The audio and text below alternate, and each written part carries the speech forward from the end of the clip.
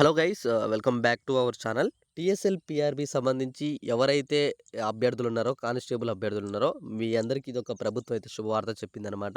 జియో 46 అయితే రద్దు చేస్తున్నట్టు ప్రభుత్వం నుంచి మనకైతే కొన్ని అప్డేట్స్ అయితే రావడం జరిగింది.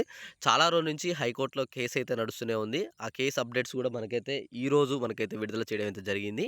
మీ అందరికీ జియో 46 సంబంధించి మనకి రద్దు చేస్తున్నారనమాట ప్రభుత్వం. ఆల్రెడీ మీకు తెలుసు జియో 46 వల్ల చాలా మందికి జాబులైతే నష్టపోయారనమాట. వీళ్ళందరినీ దృష్టిలో పెట్టుకొనే ప్రభుత్వం అయితే ఈ జియో 46 అయితే రద్దు చేయాలని చెప్పి ప్రభుత్వం అయితే ఆలోచిస్తుంది. వీటి గురించి మీ అందరికి జియో 46 రద్దు చేయాలనుకుంటున్నారా? లేకపోతే ఈ జియో 46 అనేదైతే కొనసాగించాలనుకుంటున్నారా? మీరు ఏమనుకుంటున్నారు? మీ యొక్క అభిప్రాయాన్ని అయితే తప్పకుండా ఈ వీడియో కింద కామెంట్‌లో అయితే తెలపండి. ఎందుకంటే జియో 46 వల్ల చాలామంది విద్యార్థులు మనకి అభ్యర్థులు అయితే నష్టపోయారనమాట. మీరు చూసుకోవచ్చు చాలామంది జిల్లాలలో ఈ జియో 46 వల్ల చాలా జాబులైతే పోయాయి. అందువల్ల ప్రభుత్వం అయితే ఆలోచన ఇస్తుంది. అందుకనే మీరు ఇక్కడ చూసుకోవచ్చు జియో 46 స్టే ఎత్తివేయించాలని చెప్పి ఓయూలో ఆందోళన. అయితే ఇక్కడ చూసుకోండి జియో 46 అయితే ఎత్తివేయాలని చెప్పేసి మనకైతే ఓయూలో మనకైతే ఆందోళన చేస్తున్నారనమాట. మొత్తం వచ్చేసి ప్రజాభవన్‌లో నిరుద్యోగుల ఆందోళన జియో 46 రద్దు చేయాలని చెప్పి డిమాండ్. అయితే ఇక్కడ చాలామందైతే ఇలా స్ట్రైకులైతే చేస్తున్నారనమాట. ఏమనంటే జియో 46 వల్ల చాలామంది అభ్యర్థులైతే నష్టపోయారు. ఎంత త్వరగా అంటే అంత త్వరగా జియో 46 అయితే రద్దు చేయాలి. లేకపోతే అసలు ఏవైతే నోటిఫికేషన్ ఉందో మన కానిస్టేబుల్ నోటిఫికేషన్ టీఎస్ఎల్, పీఆర్‌బీ మొన్న ఏసిన నోటిఫికేషనే రద్దు చేయాలని చెప్పేసి ఈ స్టూడెంట్స్ అయితే డిమాండ్ చేస్తున్నారనమాట. తప్పకుండా మీరు గూడా మీ యొక్క సపోర్ట్‌నయితే తెలియజేయండి. మీరు ఏమనుకుంటున్నారు? జియో 46 వల్ల మీకు జాబ్ పోయిందనుకుంటున్నారా? ఈ పెట్టడం వల్ల మీకేమన్నా యూజ్ అవుతుందా? ఒకవేళ రద్దు చేస్తే మీకు జాబ్ వస్తుందా? రావట్లేదా? అని చెప్పేసి తప్పకుండా ఈ వీడియో కింద కామెంట్ చేయండి.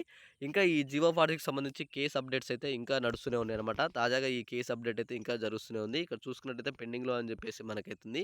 ఈ కేసు రిజిస్ట్రేషన్ డేట్స్ గాని చూసుకోవచ్చు. ఇవన్నీ పెండింగ్‌లోనే ఉన్నాయన్నమాట. ఈ కేసు యొక్క అప్డేట్ అనేది మనకి హైకోర్ట్ అయితే మళ్ళీ మనకి వచ్చే వారంకైతే మనకైతే పోస్ట్‌పోన్ చేయడం అయితే జరిగిందనమాట.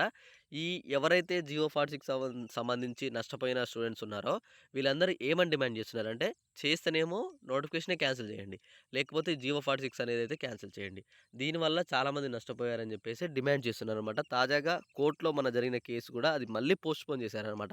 ఇలా పోస్ట్‌పోన్ చేస్తూ ఇప్పటికి చాలా సార్లు పోస్ట్‌పోన్ అయింది.